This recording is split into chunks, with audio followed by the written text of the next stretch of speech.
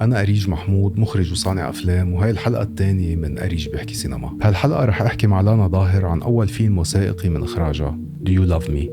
بالعربي اسمه هدوء نسبي. فيلم رهيب صعب كتير تشوفوا مثله، مركب بشكل كامل من لقطات وصور من غير أفلام لبنانية مستقلة، صور من صحفيين، مشاهد من أفلام وثائقية لبنانية، أغاني، موسيقى، وهوم فيديوز من عيال لبنانية. رح نحكي أنا ولانا عن جزء مخبى من الفيلم، هو الهيكل اللي مركب على أساسه واللي بيخلي المشاهد يحضره كأنه قصة، مع أنه هو مركب من آلاف اللقطات اللي ما لها علاقة ببعض. رح نحكي عن المونتاج، عن الكتيبة، وعن هدفها للانا من الفيلم يلي أخذت 8 سنين لتخلصه. الفيلم كان عنده بريمير بفينيس وانعرض بميوزيوم اوف مودرن آرت موما بنيويورك. أكيد رح يكون في كتير سبويلرز، بنصحكم تحضروا الفيلم قبل ما تسمعوا هالبودكاست. هالمرة كان الحديث أسهل يصير بالإنجليزي، بس في سبتايتلز بالعربي وبالإنجليزي إذا حابين. كون ممنونكم إذا بتعملوا سبسكرايب ولايك وبتبعتوا لأصحابكم. رح نحضر تريلر ونفوت بالحديث. بصر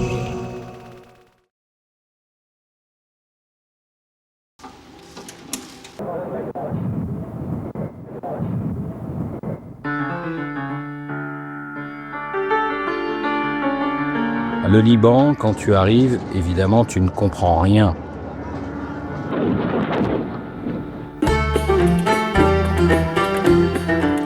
Et puis au bout de 3 semaines, tu te dis, ça y est, j'ai tout compris. Et en fait, au bout d'un mois, tu comprends que tu n'as rien compris. Et c'est à ce moment-là que tu commences à comprendre. شو بعمل؟ صور مين؟ أنا. أنتي؟ ليش أنتي حلوة؟ Do you love me? Do you need me? Do you want me?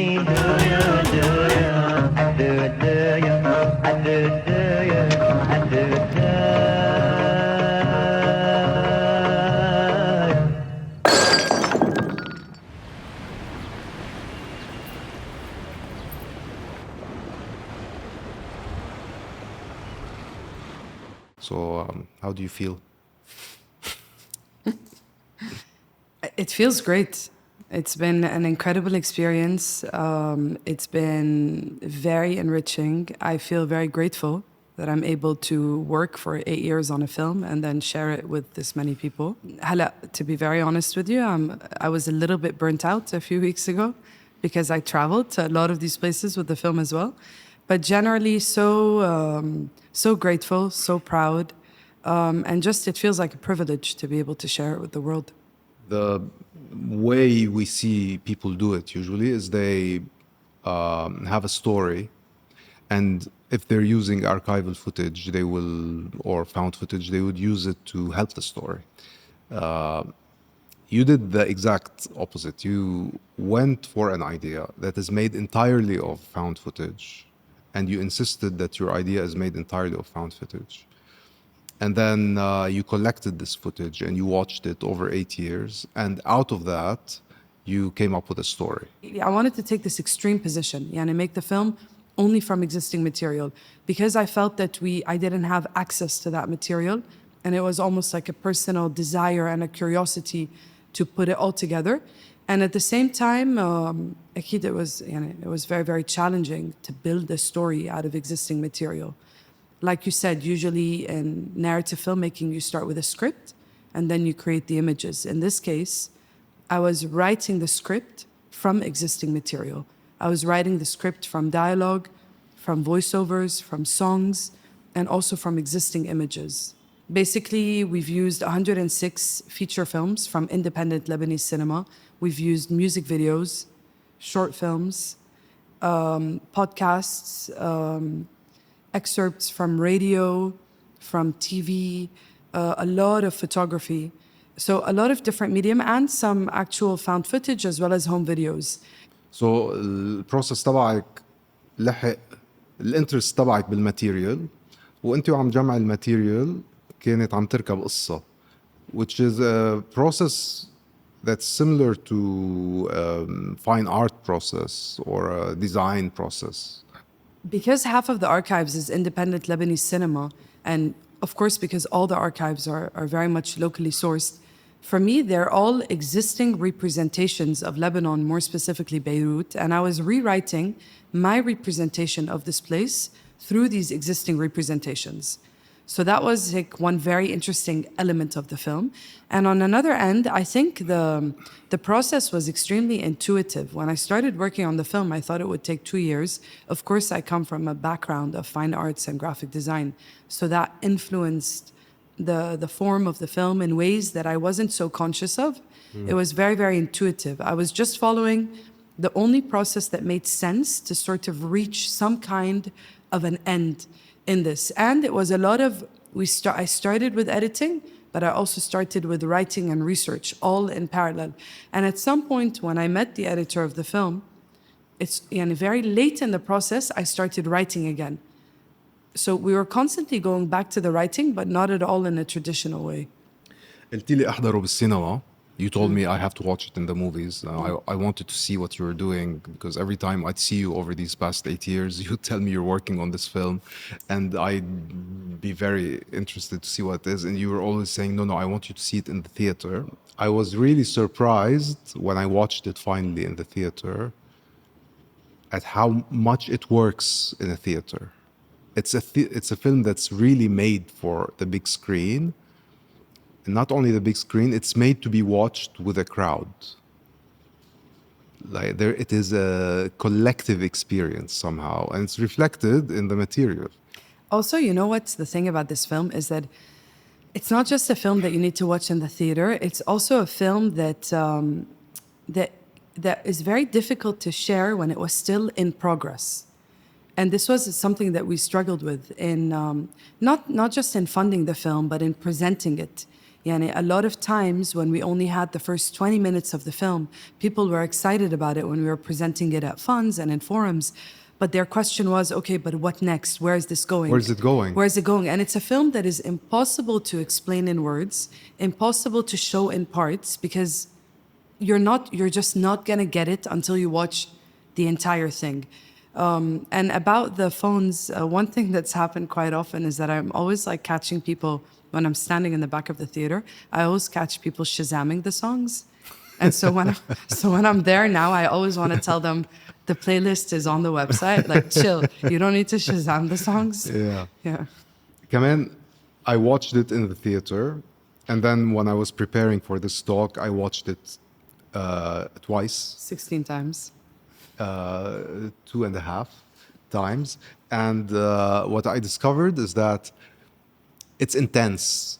It's so intense as a movie, and there's so much material, and it's so rich that your mind can skip some shots sometimes. And every viewing, I discovered new shots that I didn't see before. A lot of people watched it 2-3 times. I even know someone who watched it 4 times in like the span of 2 months. And it's a good thing and also maybe not a good thing in some ways. Like on one end, the first viewing of the film for most people is extremely intense. It's emotionally intense, it's visually intense. Also, I've noticed that it's interesting because you were saying that you go into the film and then you allow yourself to kind of be taken. The first 10 minutes, people are a bit confused. They're still asking questions. But then it's about in like 15 minutes into the film, there's a moment where they're ready and they allow the film to take them. I've received this feedback from so many different people. People who know Lebanon, people who don't know Lebanon. And so it's really interesting because the first viewing is much more emotional. The second viewing, you know where the high moments are, you know where the low moments are, you know where the slightly scary or shocking moments are. And so you're less afraid, less confused, and then you're able to watch it more with your mind and more intellectually. A very good friend of mine who's a pranic healer, and she actually said something beautiful. She said that this is a film that you watch with your body. It's a film that's meant to be watched with your emotions and with your body. So when people enter this film with from a very heady space the first time around and from a very intellectual space. If you go in as a critic. Yeah, as a critic, you're unable to connect with it because it's not a film that's trying to over-intellectualize anything. it's a film, the narrative line of this film is a purely emotional one.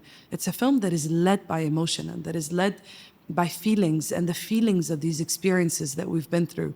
And the feeling of really human experiences. I think that's why it's also traveled internationally all over the world. So it's a film that you watch with your body. What's very fun about it is that the second or third time around, you can then watch it with your mind and a bit more intellectually, and then try to break down the structure, notice the shots you didn't notice. How much of this did you know when you were working on it? And how much was a result that you were pleasantly surprised with? I think some of it is some of it is part of like maybe how I am and who I am as a person. For example, the film has a bit of humor. That's part of me, but it's also part of Qutayba Berhamji, the editor of the film. It was a very playful, as difficult as it was also a very playful experience for us because we both have a certain sense of humor that I discovered once I met him. But also for me, I always wanted to make a film that wasn't extremely intellectual. I wanted to make a film that's very, very open. I wanted to make a film that's not only for Lebanese, but is of course for Lebanese, but I wanted also to be open enough to an international audience. So these are things that I was very conscious of from very, very early on. The film was always, even when the film was not what it is today, and it was more, I thought it was more about the Bendali family or about the relationship between war and music, even then, the film always started as a feeling, the feeling of a space. That's what it always was from the start. When we started talking about this film, I think it was 2018 or 2019, and you told me that you're working on a film that has a relationship between music and conflict, right? And you were interested in the Bendali family, and then that changed, and I'm interested about that thing that guides you to say this is not what I'm looking for, and I don't care if this is the pitch.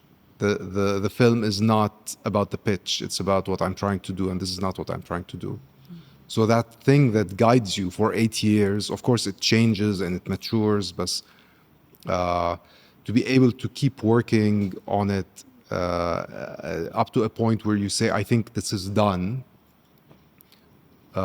What is this intent, or this? Is it a feeling you're looking for? Is it an effect on your audience? I think a lot of people were probably disappointed, by the way, when they realized that the film is not about the Bendali family. They wanted a film about the Bendalis. Exactly, they wanted a film about the Bendalis. That was in a couple of the original, development grants that I got very early on. When I first started, it was very much about the relationship between war and music, starting with this focus on the Bendali family. And I actually went to meet them. I went to Tripoli more than once. I met René, Allah yarhamu. I met several members of the family. I connected even with Remy by email. Like, I spoke to a lot of the family. And I spent quite a bit of time. I interviewed them more than once. And once I got my first grant, I sort of sat down with myself and I was questioning myself, like, why am I obsessed with this music video that I thought was shot in Beirut, but it's actually shot in Kuwait on the Corniche there? Like, what is it? I have no relationship to this family. I have no relationship to Tripoli. The song was recorded before I was even born. And I started to question that a bit more. And again, what I realized is that the music of Remy Bendali, the daughter of René, the lead singer of the band, and the music of the Bendali family, like, that music took me back to a very specific space in my childhood in post-Civil War Beirut at my grandmother's house in Marilies, where the world outside was gray. All the walls had, it's very depressing, all the walls had bullet holes. I used to climb up the stairs of her house, like 11 floors with no electricity, with a very heavy backpack. I think I might have had like my first maybe depression at like 7 years old.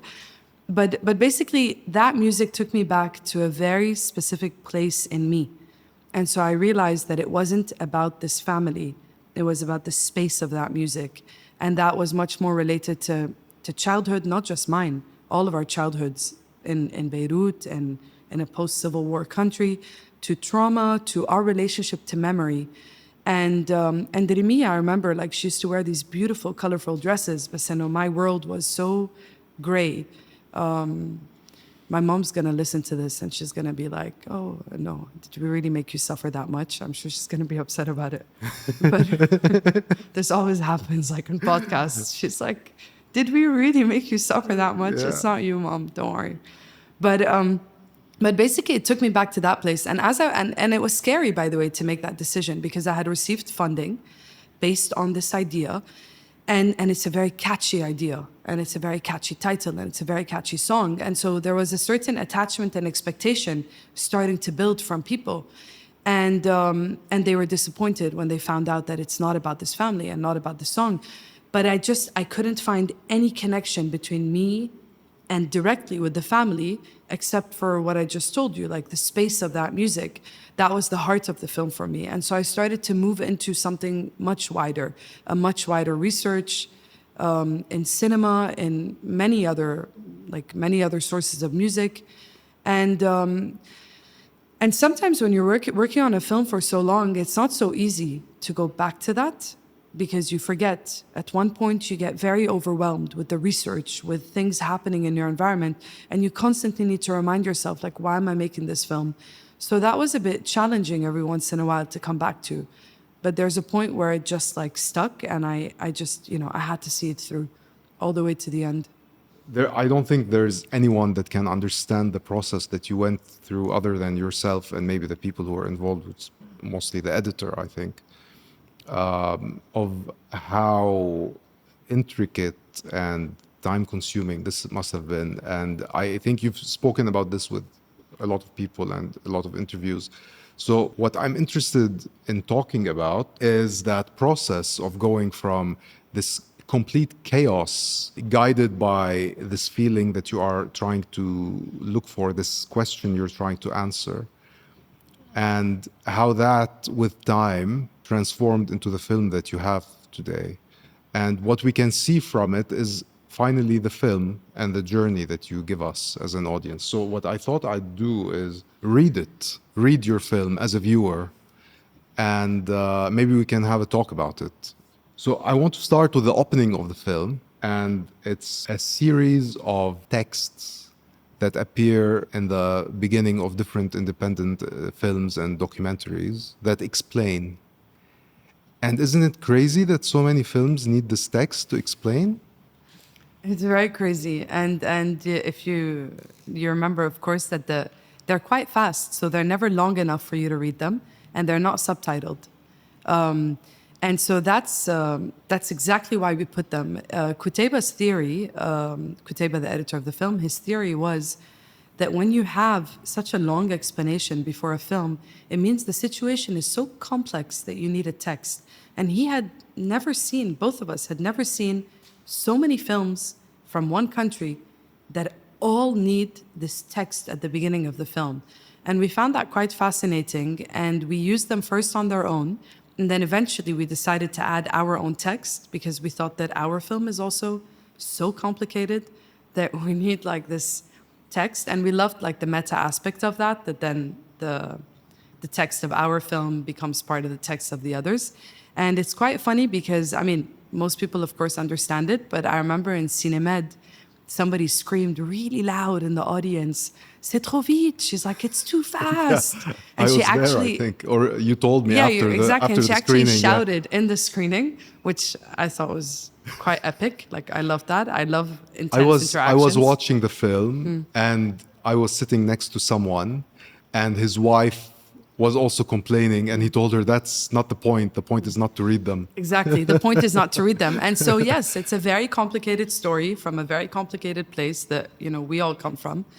And it needs a text to help make it a bit. Yeah. Your text says, in Lebanon, contemporary history is not taught in schools. The images and sounds in the film are drawn from over 20,000 sources across various archives. The narrative does not follow a strict chronology. It moves through time. The disorientation is part of the journey. You have three different things that you're saying, and it's starting with, in Lebanon, contemporary history is not taught in schools. And I think the first reading of this is, contemporary history is not taught in schools, hence you are about to get a history lesson. But that is absolutely not what people get. It kind of messes with you.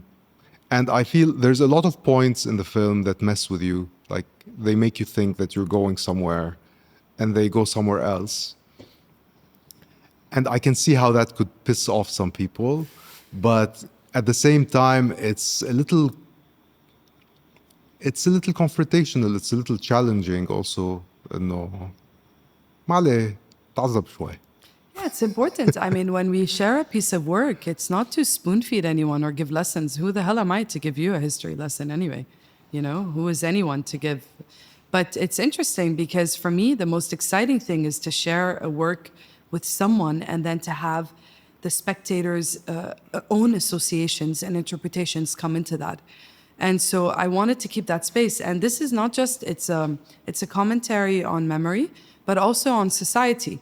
Not necessarily on how we are as a society, but rather on how that affects us as a society, the fact that this contemporary history is not taught in schools. There's one sentence also at the end that you didn't mention yet, which is the welcome to Lebanon. Welcome to Lebanon. And it's, you know, it's funny because it's saying you're going to be confused, you're going to be disorientated, and that's okay. That's part of our life here. So kind of brace yourself, you know, for the ride. Also, this non-linear aspect is, there's a history book, like a very well-known Lebanese history book, that actually says that at the beginning of the book. It says that this is not, you know, chronological and this is not linear. And so that was also inspired from... Right. Maybe another explanation of why there are texts. Who do we make the films for? Do we always make the films with a foreign audience in mind? And it's part of the, I think, the way cinema in this country works. Like, you make a film, you send it to European festivals, you get validation, and then you bring it back here. It's unfortunate, but that's how everyone does cinema. Since the first film, which is also included in your, parts of it are included, which is George Nasser's film. Mm-hmm. It was, I think it premiered at Cannes, I think. Yeah, the first Lebanese the film first to go to Cannes. Lebanese film. Exactly, 58, I think. 1957 or 58, yeah. Or 58, yeah. So it might be that the existence of so much explanation is because we send them away to represent. Yes and no, because some of them are also in Arabic in the original films and not necessarily subtitled. I think definitely there's this aspect. And I definitely think that, I mean, I say it applies to me as well, that Lebanese society is not very easy to please. I mean, we're intellectual snobs, we're extremely intelligent. We're also like, I mean, there's always this influence that I was working on this film for years and there wasn't necessarily so much interest. But then, of course, the moment it like premiered in Venice, everyone's interested in watching it. But the few years before, it was just the close people around me. So, of course, there's always this thing. But for me, this gaze was very important to consider. When I first started researching the film, the easiest archives to access were INA, British Pate, Getty, things on YouTube from huge foreign companies. They have an insane amount of archives from our Which you part of didn't the use world. at all. I didn't use it all. I used less than 1 minute from I used a couple of seconds from an RTS film that's incredible. It's about a Lebanese woman who, during the Civil War, comes back home. It's like an observational documentary. I used one very powerful shot from a British Pate, and that was like basically it. I was very aware of that. I was very aware of that sort of colonial gaze, and I wanted an extremely local point of view.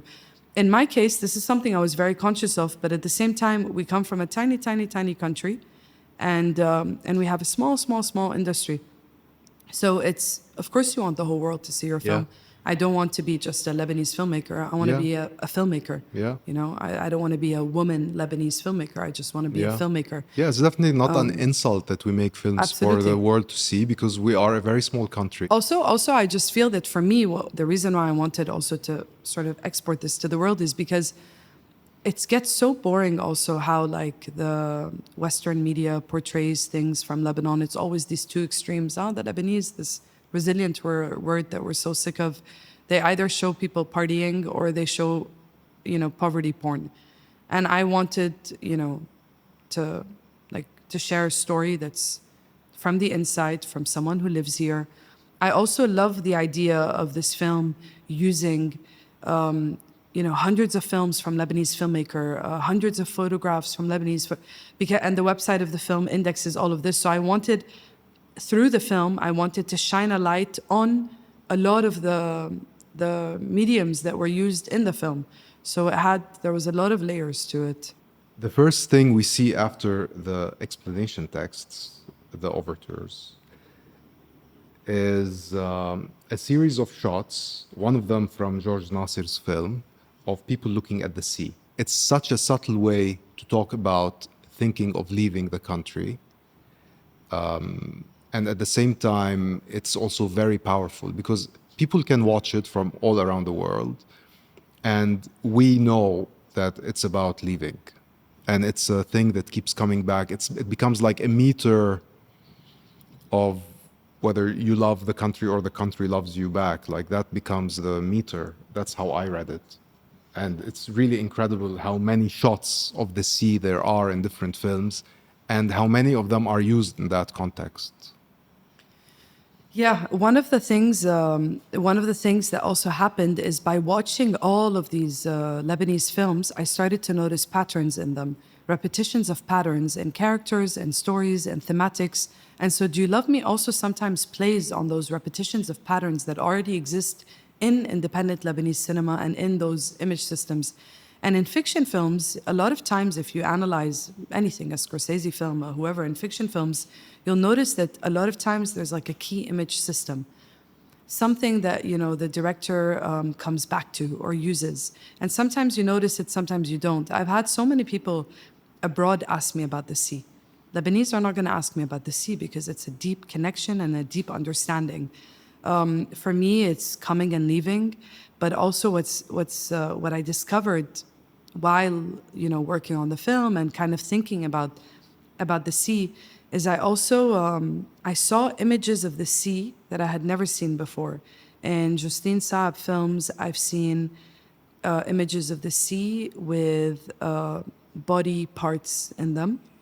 I've seen images of the sea with a sign that says that it's so polluted, do not go in, because of not just like toxic waste, but literally rotting body parts. And so it had me thinking that what's fascinating is that this city just keeps changing and people come and go and people die and others are born and buildings disappear and others come up.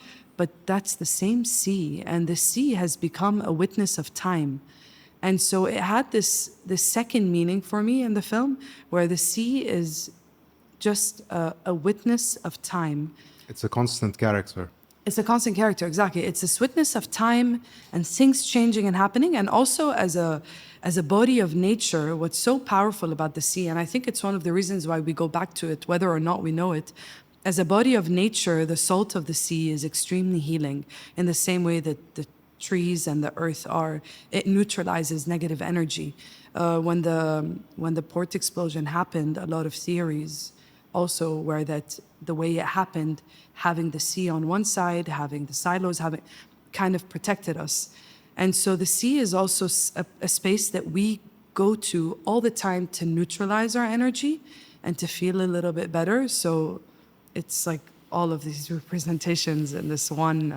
After that, you have two sequences after each other.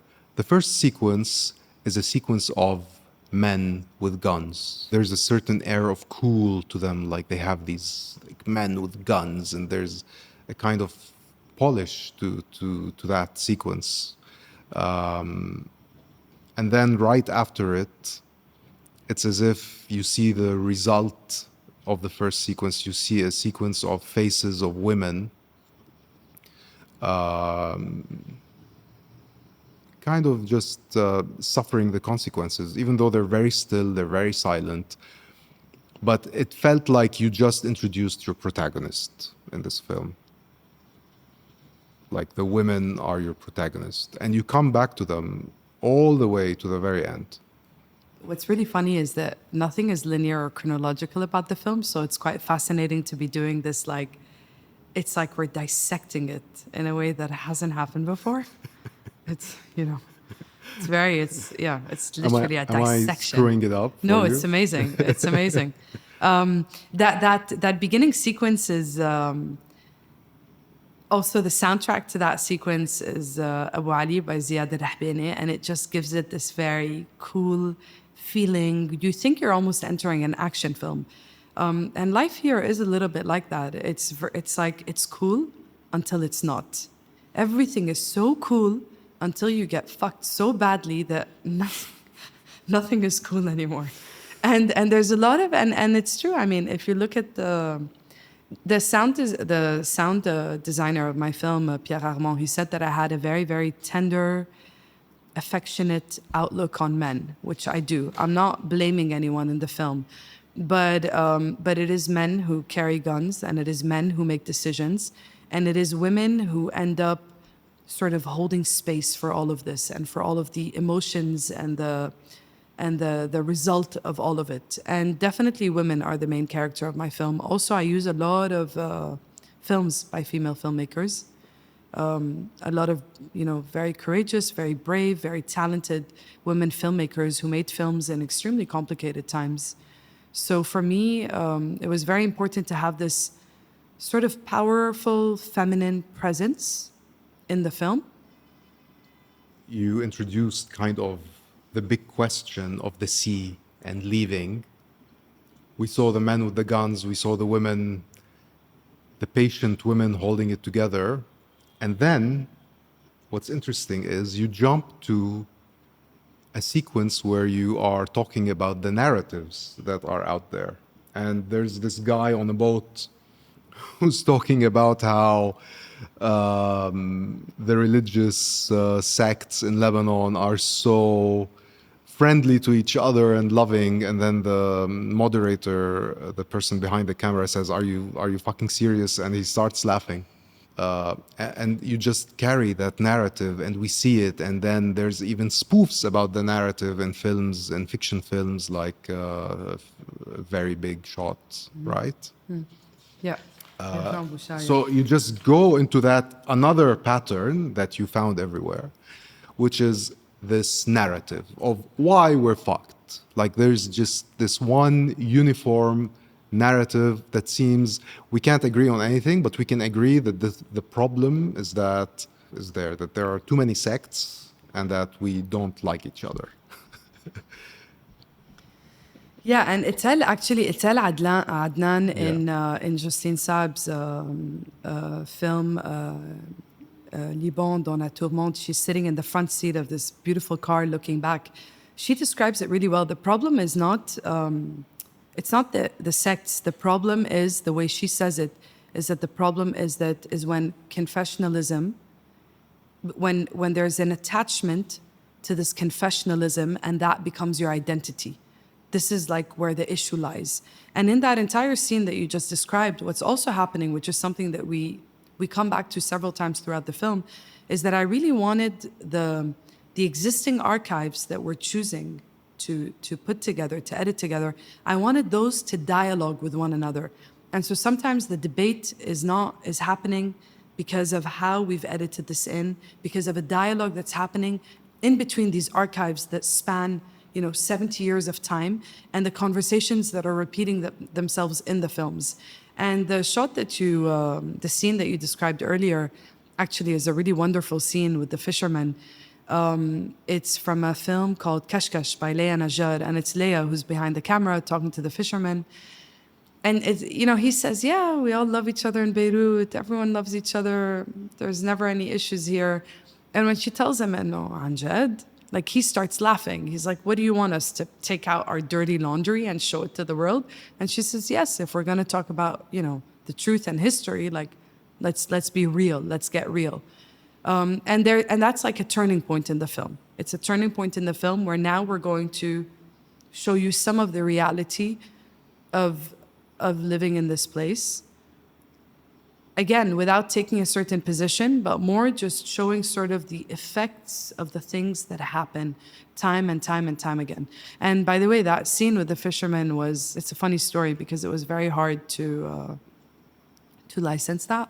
It was like a big struggle. Basically, Leia told me I could use it. And obviously we couldn't license anything until we had a final cut because the edit kept changing every day, every week, every month. And so about a few weeks before we finished, Leia said, sure, go ahead. These are the numbers of the German producers of the film. And when I contacted them, they said, no, he agreed to be in our film. We can't allow him to be in yours. And I asked them, if I find him, and I get his permission, are you okay with that? They said, yeah, sure, but we don't have, Leia lost her numbers. We don't know where he is. We can't help you. And so they shut the door. I called Leia and I asked her, where does he usually fish? And she told me he's in this area around Delia, near. And I was in Paris editing with Kuteba, so I called my mom and I sent her a screenshot of the fisherman, sitting on the boat. And first she wanted to send her driver. And I was like, no, akid la. He's going to think it's mukhabarat. He'll get scared. No one's going to help you. Go down yourself. And so me and Kuteba are in the editing room, freaking out. Because already there was so much stuff that was changing. But this scene, there was no way that I was going to give up on it. So she goes down, and every half hour she calls us, oh, I'm at Long Beach. I'm at the owners. I'm having coffee. Oh, these guys are eating fette. This family is here. Eventually, an hour and a half later, she finds his friends, the fisherman's friends, and they want to take her to the middle of the sea to where he fishes. But she's scared of going on the boat. But basically, within 24 hours, I managed to track him down, get his permission, get everything set. And then he wanted to make sure that Leia was okay with it. So I had to reconnect everyone, and it was kind of amazing. That's cool. So out of that sequence, you get into that صارت 2020 ما هيك؟ You go into that song and you're in with weddings, fun, and then horses are running until one horse gets shot. And you do that a lot. And I think it's great that you just go into a flow and then it's interrupted. You do that with the songs, you do that with sequences, with patterns that are broken. And I felt like it gave it a style. It gave the whole film a style of, life is about to move and then it's interrupted. Life is about to move and then it's interrupted. And it's very similar to our life. But can you talk a little bit about that, the choice of that song? The Sint al-Alfin is by Ghassan, right? Ghassan Ahbani. Exactly. So basically, there's this great... Sint al-Ew, no? This is Sint al-Ew by Blue Pfeiffer. Basically, this song is Sint al-Ew by Blue Pfeiffer, whose work I love. And I love this track. I remember when it came out, it was literally Thawda, COVID. And just, watching her make a song about something, about things that were so difficult. Even the music video of the song is quite cool. I love the song. I actually initially wanted to find a way to mix in the original version. This is lightly inspired by Sint al-Alfin by Ghassan Ahbani. I wanted to find a way to mix them both in. And even that was so funny that if you listen to Sint al-Alfin and you listen to what he's saying in that track, and then you have Blue Pfeiffer 20 years later, it's quite the parody, 20 years later, once again talking about things happening. I found it, I just found it very relevant, and I love the track. And this kind of, this cycle of things happening and then being interrupted looks a lot like our life. But also from a narrative perspective and structure and editing, one of the rules, one of our editing rules, me and Kuteba, was that we would create continuity, but then we'd have to break it. So build continuity only to break it. Because the moment you're too stuck in continuity in a film like this, you become a slave to it. And also the viewer starts expecting what's going to happen, and it becomes less interesting for them. We went into the narratives, the sectarian narratives, and now we are looking at denial, forgetting, memory. And you go through destroyed archives, and we see maybe one of the few places where we actually see you in the film, and where we see shots that you actually took versus found footage. And we see you in TL. Is this the national Radio television? Liban. Well, in that scene, there's both Télé Liban and Radio Liban. The shot that I'm in is actually in Radio Liban, and it was during the electricity crisis in like 2020, 2021. So while we were there was no electricity. That's why I'm literally with my flashlight on the phone, and we decided to film it. It's visually a very interesting analogy to the state of memory in the country. Like, it's just Absolutely. aisles of dumped archives and decaying reels and tapes. And is that everything that from, like, is this our national archive? Actually, look, in their defense, first of all, the people who work in these places are incredible. So the archivists that I met who were, supporting the research and helping me find stuff are the most dedicated, wonderful people who work for the most minimal salaries. And they love the archives and they love what they do. But unfortunately, yeah, obviously the government has no time, no intention, it's not no budget intention. They have no allocation. time, no budget allocation. I think every time, it's funny because when I was at New Directors, New Films, showing the film at the MoMA 2 months ago, I left Beirut on April 8th, on that horrific day of the 100 missiles in 10 minutes. And someone in the audience the next day when I was showing the film asked me, in this time of war, what are you doing to protect, to help support, protect the archives, etc.? And I had just left Beirut after 7 weeks of war. My nervous system was destroyed. I was very unwell, even leaving on that day. And so I told her, in a time like this, to be very honest with you, like people's priorities are on how to make sure their families are safe. I come from the south of Lebanon. My dad is from Nabatea. My mom is from Sur. I've had family members who have lost their homes, who have had to leave.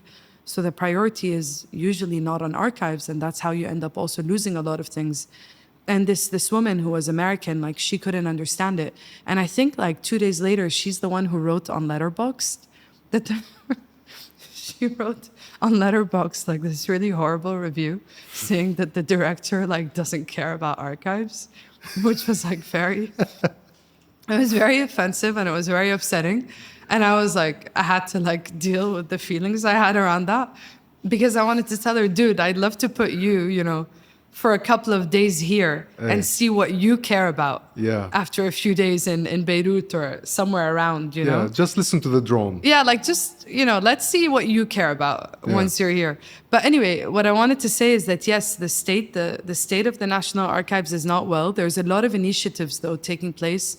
Recently, there's a national cinematheque, and I know people working on it, amazing people. But I think we need so much funding and a huge team to be able to save what's there. It's very, very difficult at this point. But there's a lot of independent people trying. That's why I feel, I want to acknowledge that as well. Yeah. You start that sequence with Ziad's song شو هالأيام. You start with its intro, which is a mawal, kind of. And then when it kicks off, you go into a kind of montage of kind of what's in the archives. It felt, narratively, it felt like what's in the archives, even though maybe this is not what's in the archives. Guns, violence, explosions, joy, loss. And it felt like a sense of just normalizing all of this chaos. It felt like now we're starting to normalize it all together. And you go from here into a sequence of mourners and funerals and cemeteries. And you kind of wink at the multiple sects where you see these graves of different sects, including Jewish graves. And I love how this scene ends. It ends with empty homes. It's like you take the story, you are constantly taking the story back to the dramatic question that you have initiated in the beginning of leaving, having to leave this place. It is a place that you have to run away from. It's so interesting hearing you reflect back on it. A lot of people watch this film and they say, oh, but there's no story. But obviously there is a story, and there's so many stories, and it's a story that's being written out of all these hundreds of existing stories. And again, a lot of times, not a lot of times, a few times people say, yeah, but where are you in the film? What's your relationship to this? And for me, when I was writing my story, I realized that the part of the story that I wanted to share looked like all of our stories. And it was almost like making the film for me was almost like a rite of passage. It was like I'm unable to move on to another project if I don't make this one. And it was also a way of accepting Lebanon and Beirut and life in Beirut for what it is, and not anymore for what I want it to be. I was always attached to what I wanted this place to be, and so I was always in a state of suffering. Today, I accept it for what it is, and I understand the risks of all of that. And all of this is kind of a part of the film. The scene that you started with, entering the archives, the way that we had sort of written it, because we did write. People think that, we just dumped a whole bunch of images together, but we did a lot of intricate writing. And so the idea behind that moment was that now, like, we're entering the archives. And yes, the archives are destroyed, and it's a metaphor of the state of the country and the government and the world of this film. And then you have a character, someone with a flashlight looking through them, someone opening a box with another flashlight. And once she opens that box and she grabs these images, it's like she's ready to see it all for what it is. She's ready to look at the past, but she's also ready to understand right now a bit more. And we enter these images of family albums, but also people we don't know, but also moments from films. Everything is mixed together. Everything's mixed together. And it's really, the film is, of course, very much about this collective memory, this collective identity, to the extent to which we're able to make it collective, because my collective experience is like a certain social class's collective experience, not everyone's, of course. And then we go through all of that, and it ends on we go through these mournings and these funerals and these a lot of death, really, because this is a place where life and death are constantly rubbing up against each other in a way that's not like anywhere else in the world. It's very different, the way life and death coexist in Lebanon. It's quite surreal. And so we go through this death, and we go through these empty living rooms that, for me, were actually the empty space after the funeral. And it's actually the empty houses after everyone has left. Yeah. And that's the moment where the grief actually begins, because when when the funerals happen and you're very busy, you don't really have enough time to feel, but it's only after that all quiets down that the grief and the processing is actually able to begin.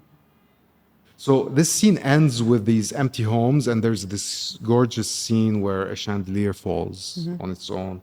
And from there, you transition to all of these footage of Middle East airlines.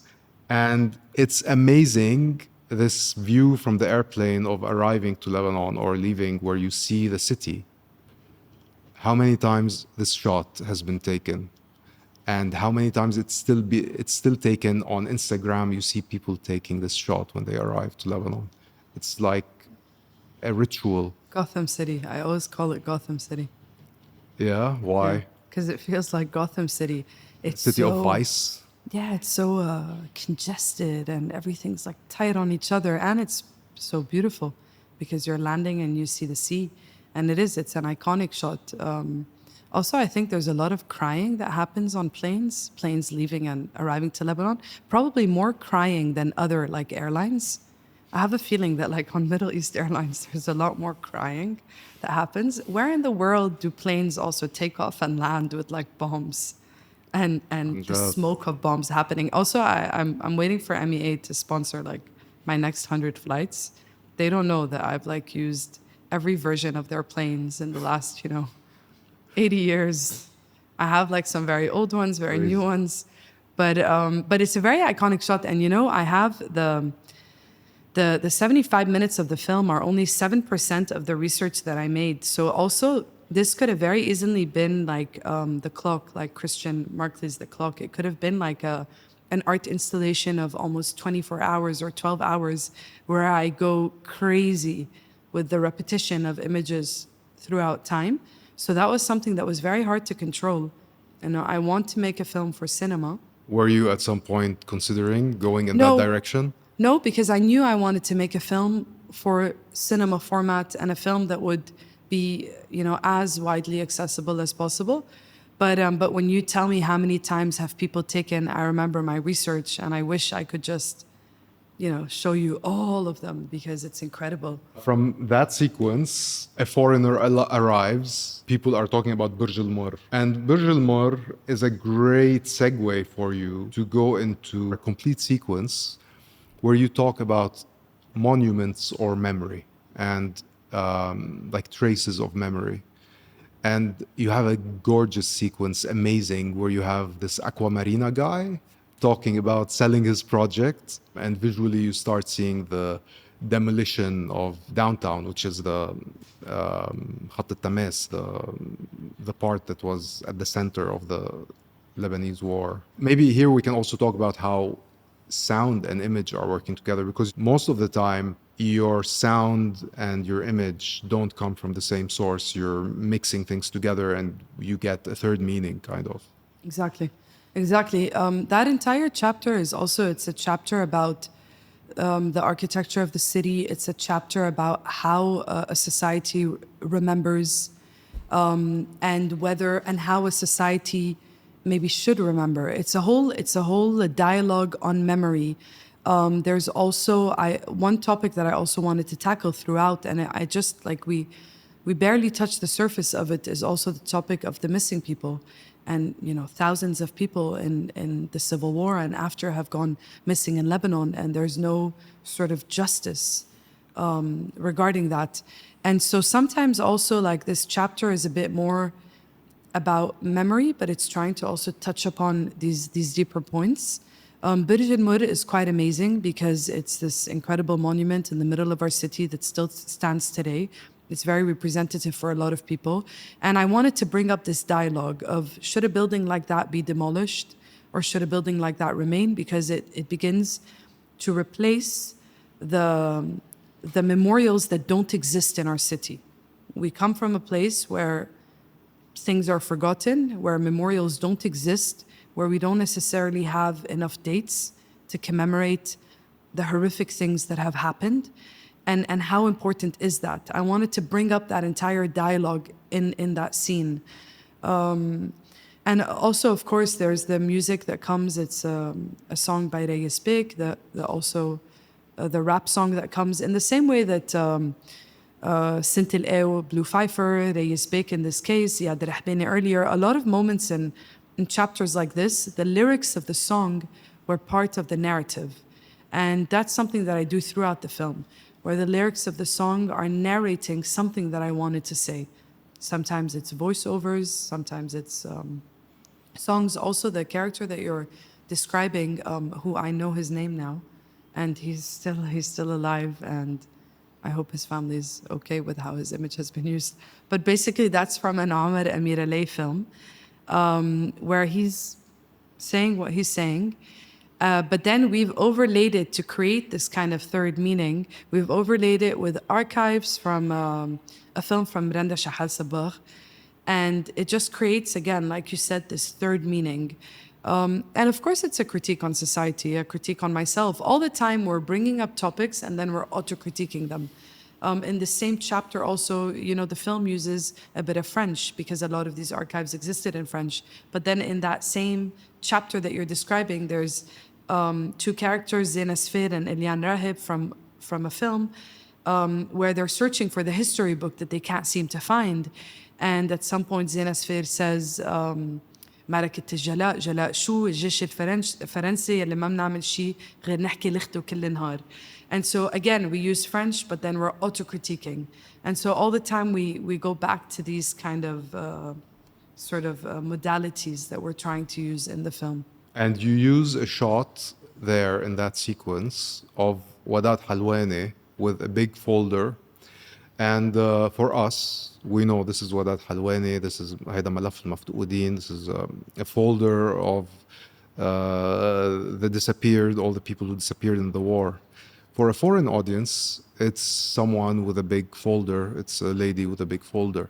And I feel like you have done that multiple times, where you use a piece of footage that means something on different levels. Like it means something in the narrative, in the structure of the film. It means something if you know the person. It means something if you're Lebanese. It means something if you've seen the film from which this piece has been taken.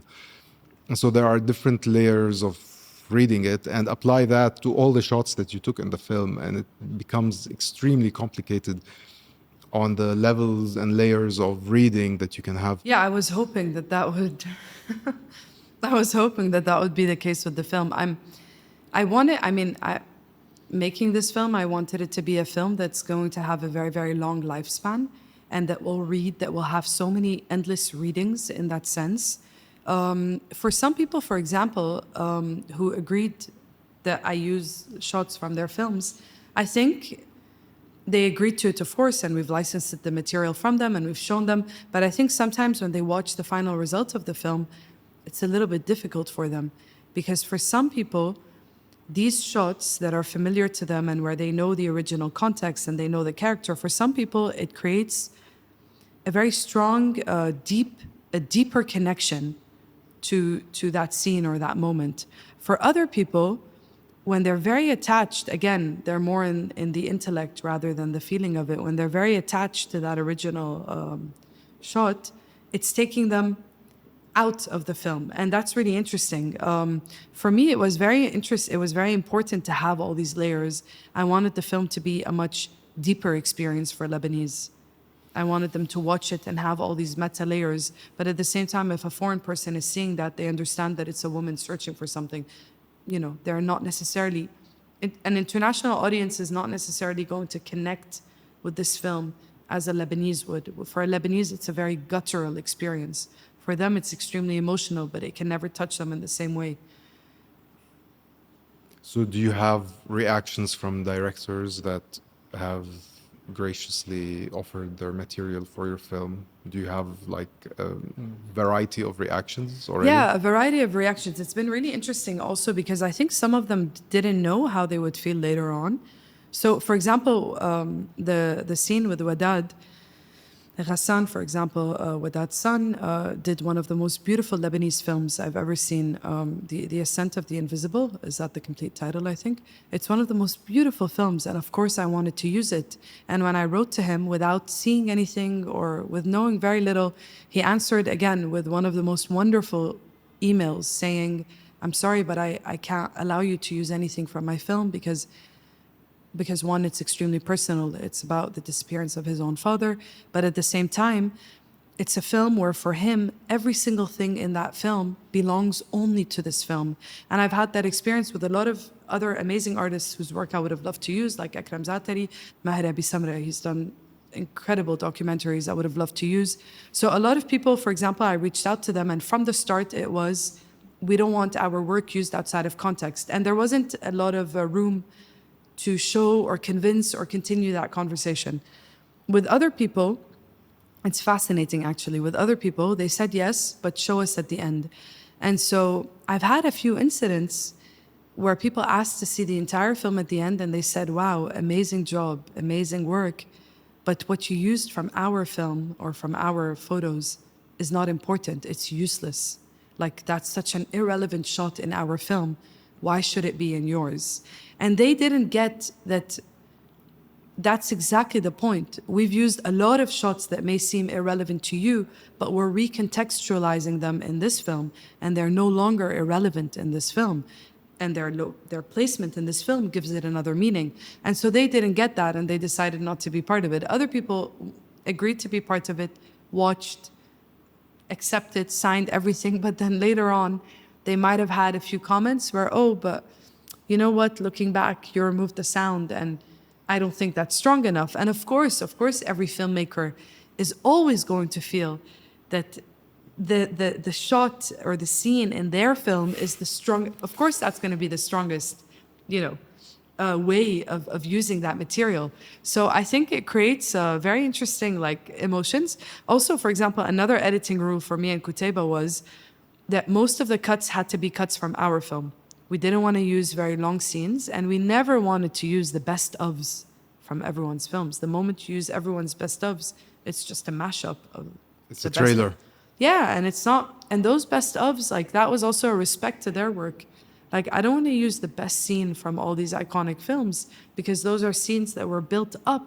You built to reaching them. But you also started your process. I heard you talk about this. You also started your process looking for patterns, Exactly. which immediately disregards the value of a shot in a film. What you're looking for is how do people represent reality in this country, and what are the recurrent ways that people represent reality in this country.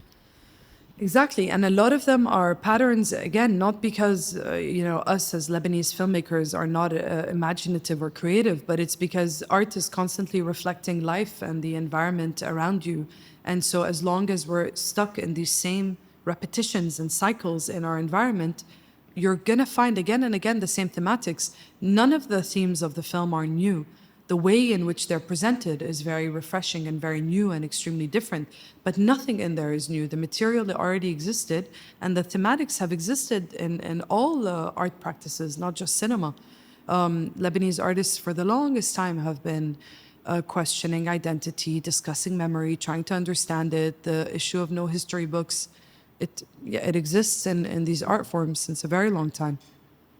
So up until now, you introduced this idea of, it's really subtle, but it's there the whole time.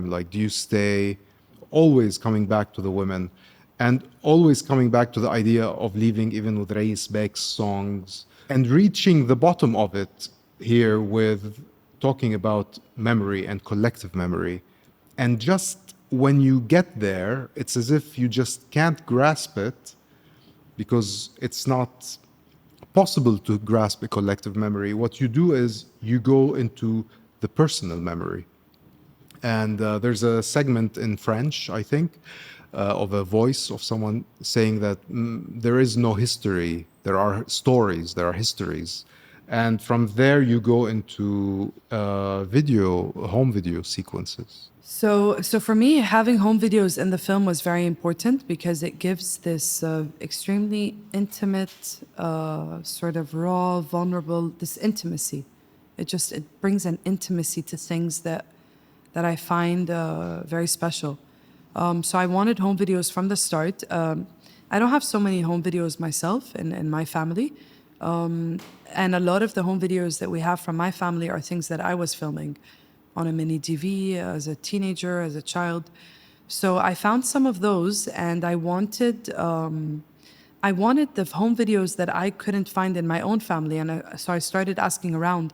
It's an extremely sensitive thing to ask people, because a lot of people, the home videos were filmed by a parent who passed away.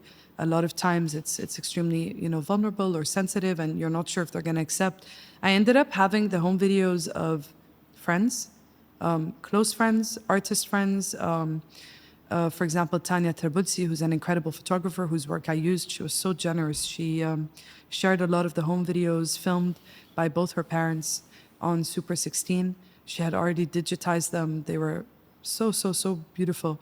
A very good friend of mine also, who's also a filmmaker, Danya Abdir, her home videos mainly filmed by her dad. And her dad was honestly, I think her dad was an observational, documentary filmmaker. He just didn't know. So I also started to slowly kind of discover the parents of these people from how they filmed and from watching hours of their lives unfold, their childhoods.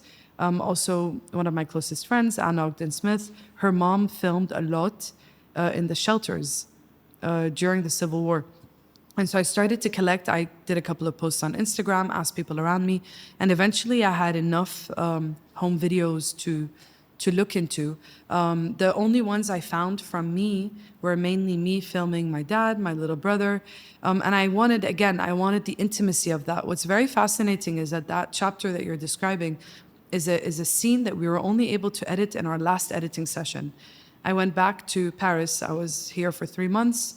And in between editing sessions, I would go back and collect material for me and Kutaiba to work on based on what we had done and based on where we were going. And so I went back to Paris and I told Kutaiba, something's still missing in that raw vulnerability of childhood. It's probably the key chapter in your film. Yeah. It's for like, me, that's the key. Exactly. That's the key chapter. It's the heart of it. Not just the raw vulnerability of childhood, but also the sense of parents who don't know how to protect their child or who don't know how to cope, and the absence of the father figure so often because of a situation of war, the separation of parents. And so all that, like that tenderness and vulnerability and, sadness, like I just felt that it was missing in a way, and it could only come in through this chapter on home videos. And so we edited that at the end, which I find fascinating because, again, sometimes you're only able to touch on the most important things when you have the structure for everything else. And also like the courage maybe to go there, to go to that place. Yeah, it feels like you're digging into something and you need to go there. Like you're just in a corner now. And the only way you can answer this big question that you've been working on is to go into the personal. And the personal opens up another sequence with grandparents and kids. And you start seeing the generations. And sometimes the kids didn't grow up in Lebanon, they're coming from abroad. And you start seeing these broken families, kind of, and this generational trauma. I read the film this way, looking for this collective history and then arriving at this personal history. And from this personal history, what you discover is that you're traumatized. You're traumatized and your parents are traumatized and your grandparents are traumatized. And what's amazing is that in that chapter, you find your way back to the Bendalis. It's funny because I was saying earlier in our conversation, I was saying that this film started with the Bendalis, but then I realized it wasn't about the Bendalis, but it was about the space that listening to like watching Remy on TV when I was 7, it's the space that took me back to. And so this chapter is all of that. It's my childhood, it's your childhood. It's all these separations in our families that existed then and still exist now. I know a story from my mom where she was watching the news in Lebanon and she was away and she saw her own mother, dragging a luggage and her younger brother and getting on a ship to evacuate to Cyprus. At the time, there was no mobile phones and the lines were disconnected in Beirut. There was no phone lines. So it's crazy because, okay, today we're more connected, but we're still living these separations, these very painful separations. And the heart of the film came from everything that I inherited as that 7-year-old, kind of miserable in my grandmother's house, looking at Remy in her beautiful dress, maybe feeling a bit envious or jealous of her.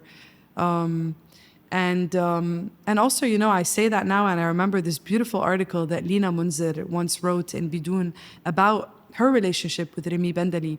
And so there's these repetitions of experiences and patterns and what things mean to us. And the song that we go back to in that chapter is actually this wonderful song Remy sings with her dad. And her father is going through a difficult time and he's anxious and he's stressed and she's just complaining, saying, what's wrong, wanting to know why her dad is obsessed. Wanting to be a child also wanting to play with him, and he has no capability. Exactly. And I remember that song when I was a child. It's really crazy that I felt so seen by that child, that our parents were really going through hell and they had to raise us. And that feeling of a child wanting to be a child and the parents being kind of not quiet. Available. Exactly, or be quiet, you're being too loud. Bala la'ab. Yeah. That's your footage? That's actually, so the character is saying bala la'ab, like stop playing, who's really bothered. Right just before is my dad. That's me and my older brother, and I was maybe 13 and I'm filming him. And we're just, we're just bored out of our minds that the only thing we figured we could do in that moment is harass my dad in bed. And he's that typical angry dad, who, of course, I'm not upset with anymore. But growing up, we also, our parents were going through a lot. And so sometimes that stress, of course, trickled down onto us. Yeah, now we're all in therapy.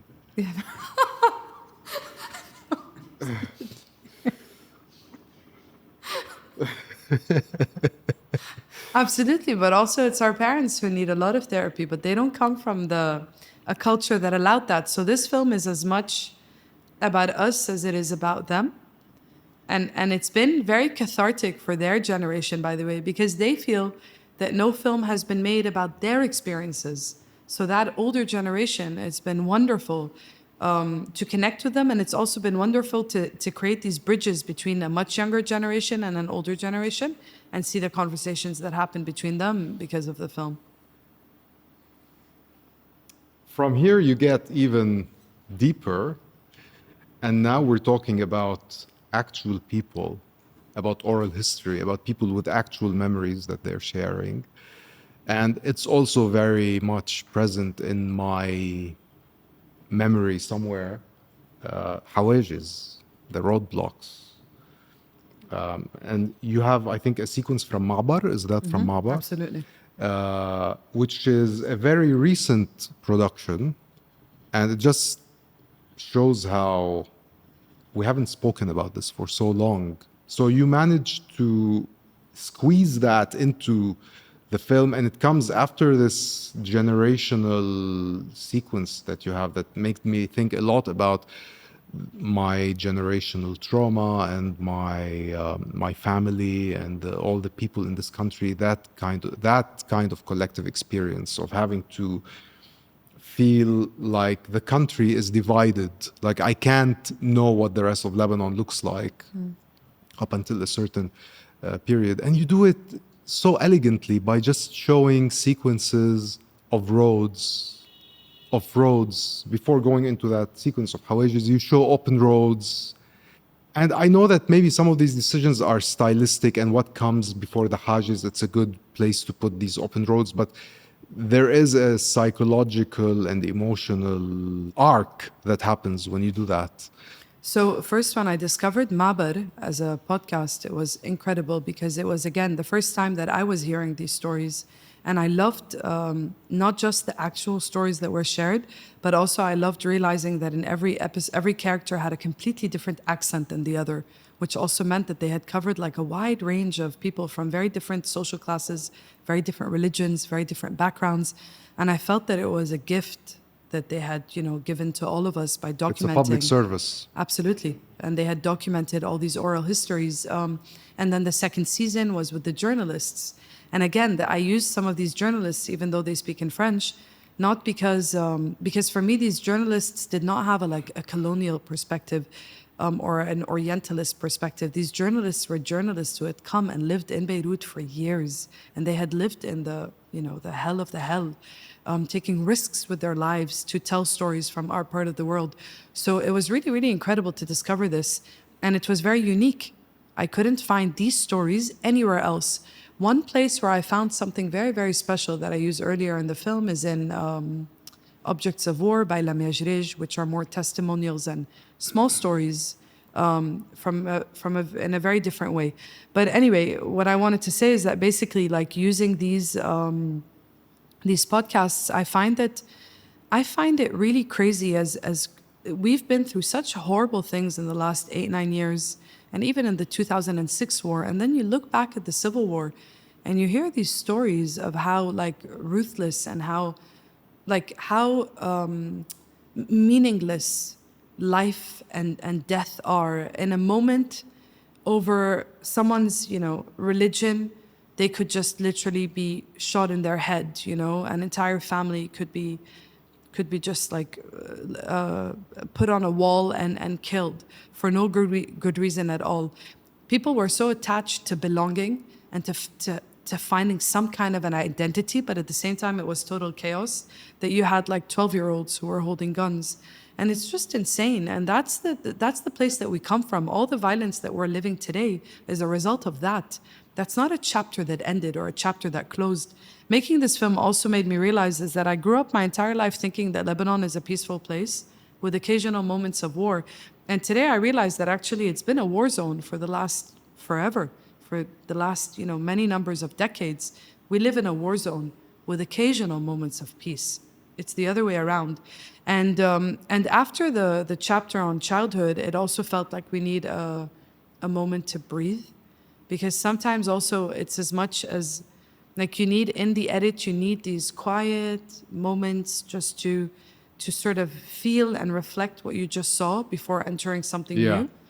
So the Hawages is the break? No, no, I'm not sadistic. But the break is these long open roads with Rita by Marcel Khalife. Which is just the most such a gorgeous song. So that's the break. The break is like skies and empty roads and a moment. But the Hawages are also linked to the chapter before. That's still the same chapter because the Hawages they're the fathers that we saw earlier. And it's kind of like the struggle that those guys were going through. Like they weren't absent because they were their bad dads. They were absent because they had the pressure of everything happening around them. And so that's kind of the continuation of this chapter. The break comes after. It's the dancing. You see blood in the water, and then you start seeing women cleaning themselves. It's as if you're cleansing from that previous scene. And then they start getting ready to go out, and you have this beautiful dance sequence with the song Monday. You start thinking, is this joy? Is it denial? Is it life finding a way? All of the questions come back at you during that sequence. And at the same time, it's very emotional. How did you get to that song? I had a long list of music and songs that I wanted to use, and I was afraid that the film would end up being one long music video. It's not. It's not, of course. Yeah, we worked very consciously on that. But that was one of the songs that I felt. First, I love the lyrics of the song, and Dalida's story in itself is like very sad. And this scene, it's funny because a lot of people tell me that they're surprised that that's the moment where they cry in the film, even though all the other moments are so difficult, but they're not able to cry until that scene. And they're surprised because it's a scene full of life and joy and dancing and beauty and women. And I understand why they cry in that scene. They cry in that scene because actually it's the first moment where your body is able to sort of let go for a moment. And it's only then, when you're on overdrive, you're not able to feel your feelings. It's only when it's in the calm after the storm that you're able to sort of release. And that scene was very important for me. It was so important for me to have a dance scene or a party scene. Again, a lot of people get upset that there's not more of that in the film, but I did not want more of that in the film. In the same way that I didn't want to show anything from the 60s and the Paris of the Middle East and all those cliches that we know about Lebanon. I didn't want that narrative in the film. But this is a moment where life prevails. No matter how hard things are, life prevails. So after that dance scene, you have a hard cut into Munia's film. Yumna is coming out of a door with trash all around her. And from there, it's like you just had this beautiful moment with this song, and then you show us all the reasons we get pissed off of this country. You have trash, you have the stalkers, all these shitty men, Tiltish, throwing trash in the sea, and it just builds up. Like you start getting angry all the way to the port explosion. You don't see the port explosion. You just see this blank, shaky camera, and you hear the voices of the people looking, trying to get help. You do that break, it also primes you to primes your audience to start feeling that flow again before you introduce the next big interruption. Kind of, that's how it feels as a viewer for me. You do that again with that scene where Ziad and Rabia are talking about how to change the phone ring. And they're sitting next to the sea again on the corniche. maybe 20 years before the explosion of the port. And you cut straight from that to the port explosion, which is incredible. Again, how that space compresses time once again, that sea, two events by the sea happening 20 years apart, and yet they feel like they could be happening in the same moment. It's like you said, compressing time, which is exactly it. Time and the temporality of this film was so important to me. And editing is all about time. It's all about how you manipulate time and space all the time. And so the scene, when you have these two characters sitting by the sea on their phones before the explosion happens, it's actually quite a long scene where nothing is happening. And people start to even get a little bit bored. Like, it's a bit too long. And they're thinking, okay, like, we thought the film ended, but is it really ending? What's happening? And that cut and that shot, it's so jarring that I've even noticed that the body language of everyone changes after that. Everyone's body language changes, and suddenly they're a lot more alert. And it's, it's the last sort of unexpected moment before the film ends. Right. And for me, it was very, very important to find a way to have something related to the port explosion, because again, it's another moment in our history where, first of all, the timelines of our lives had a huge rupture. Like, it's a rupture in everybody's timelines. There's before the explosion and after the explosion. And also, it's another moment in our lives where, like, it seems that there was no sort of justice around what happened in any way. And so I wanted to acknowledge, like, by having that shot there, it's just a way of saying this happened and we lived through it. And, it needed to exist there. But this ends with a cloud sequence, which is brilliant. I've been thinking and working myself on that duality between clouds and explosions, and how they're visually so similar, and it kind of taints the joy of looking at clouds, especially with the drone now. We can hear it. We can hear it in the recording. And of course, you end with women's point of view, and a part from West Beirut, I think, where the character is convincing her husband that they should leave the country. Beautifully wrapped into this question of leaving or staying, and leaving or staying. And that's where you really understand the title. Are we in the relationship with this country, or are we having a breakup? It's always like that. It's a really toxic relationship somehow. Very complicated relationship to home that we all have, whether we live here or not. These sequences of women that you've collected, that you come back to in different places. Look, it's interesting because, again, these sequences of women, if you watch a lot of these movies, you're not going to necessarily notice them. It's something I think that I was intuitively attracted to, and so I started to find them. I had in the premiere sequences of research, we had sometimes extremely long sequences on a topic, and all kinds of things. Cats, rain, wind, cars, roads, cars from the inside to the outside, outside to the inside, all kinds of sequences in the research. Qutayba always says that if I hadn't done such a huge research and organized it in that way, it would have taken us years to edit the film. Instead, it took us, months. But back to the beginning of the scene that you're describing, it's related to all of this because, again, another editing question that we had was, how do we deal with violence? So when I met Qutayba, I had almost 4-hour sequence of a rough cut, and he asked me, should we edit that? Is the film in there? Or do we start from scratch? And I told him we start from scratch because he's an incredible editor, and because I had played so much and gotten out of my system a lot of what I didn't want. I wanted the chance to create and edit and write with him. And I felt that the moment you give someone so intelligent and so talented something like that, no matter what, it's going to limit them. There's a limit. There's a limit. So I didn't want that limit. I wanted no limits. And so we started together. We used some of those shots, but we did everything from scratch. And when I showed him, of course, Qutayba couldn't watch the thousands of hours that I watched. He watched hundreds, not thousands. And I was showing him what to look at. And so when I showed him the sequences of research, I had, dance, cats, rain, massacres. And the day that I went through massacres, like he, closed the computer and sat down next to me and said, we need to talk. Like, there's a problem. Basically, we went home that day very tired. The next morning he said, like, this is not okay.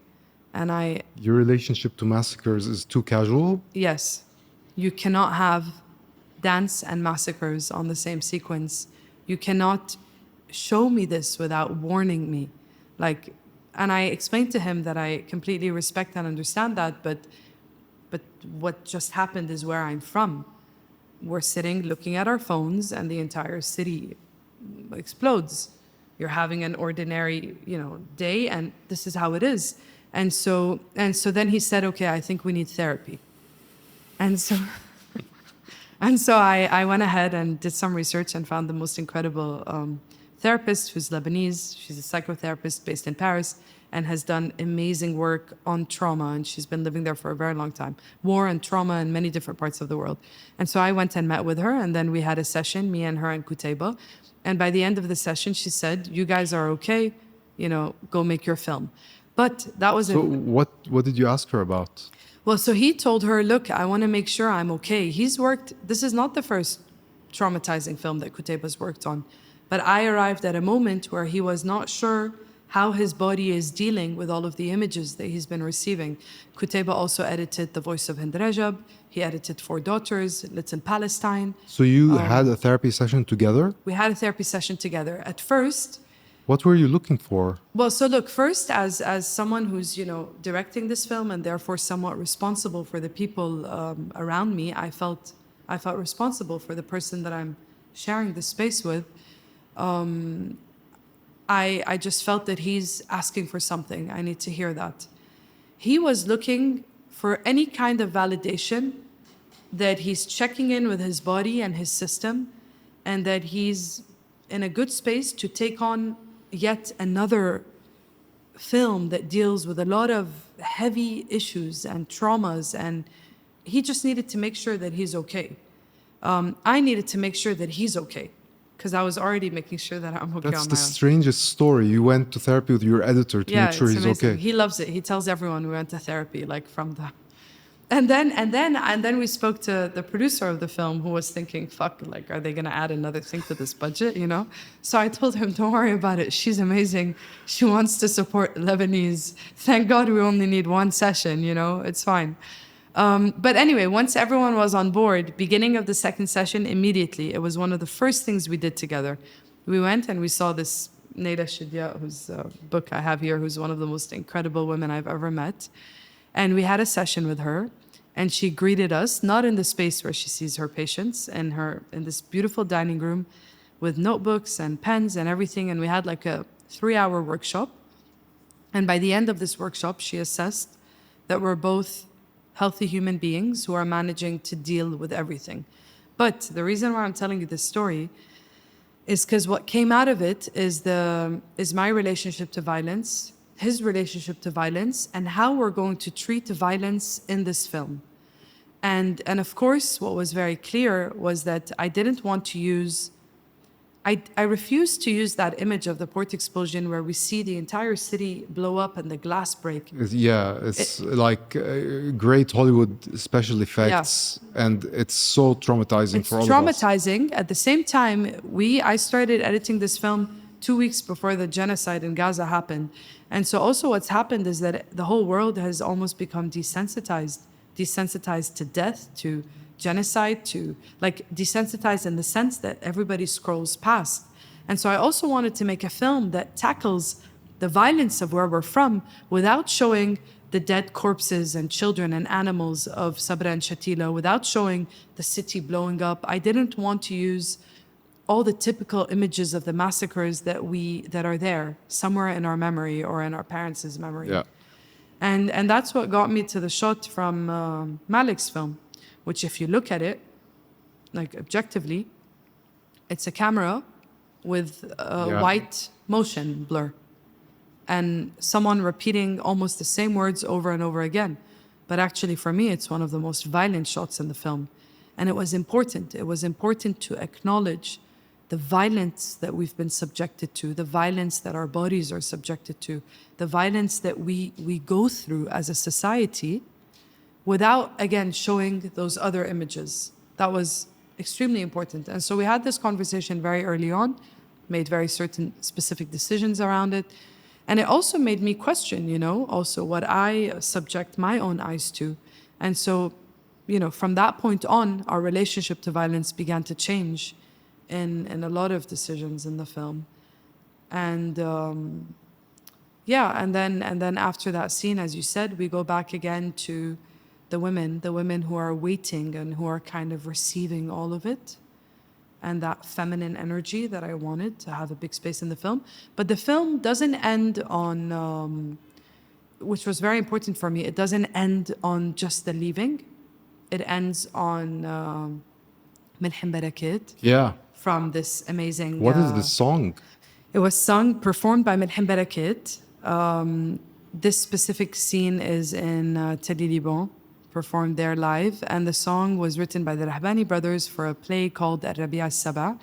And I really, really wanted the film to end on some kind of a hopeful note. And the lyrics of the song are incredible. He says, we come now to Beirut to see how is Beirut. And if the sky, the sea are still blue in Beirut, which takes me back to your clouds.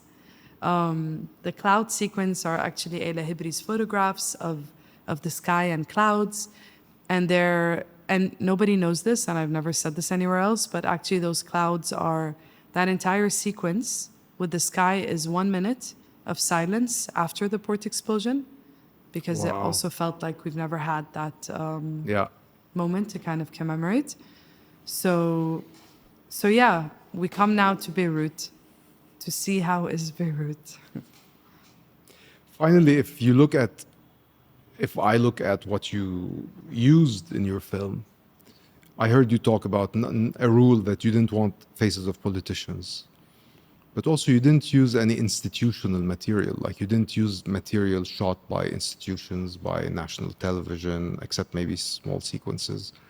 The material that you used is independent cinema, documentary, journalism, and home videos, which are all kind of authored. They're all a point of view. They all have a personal point of view. They don't have an agenda. It's not the system speaking. It's not the country or the government or a party or an ideological background. It's just actual individuals talking. Were you aware of that, or did you arrive there by elimination? No, it was a very deliberate choice. No politicians' faces or voices. No one of political authority or power.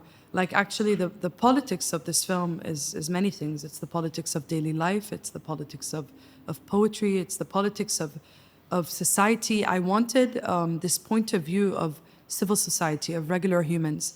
The stories from Maber, that's what's so powerful about them, is that they're oral histories, experiences of regular people. And everything that comes out of Lebanon that's like portrayed by Western media or is typically not that. A lot of times it's people who are in places of power. And so I wanted to break that a little bit. I wanted this point of view of women, of ordinary people, of artists, of filmmakers, of musicians. I wanted to humanize it a lot more.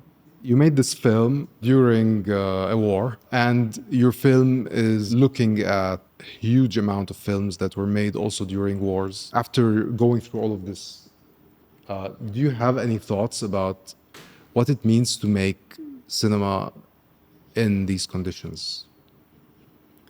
I think I'm very, I'm very privileged to have been able to make a film in these conditions. And that I, spend this time taking all of that energy and doing that. I think it allowed me to process a lot of what was happening.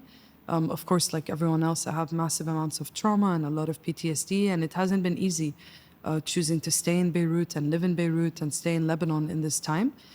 But it was a way to, I can't say it was an escape because nothing about this film is an escape.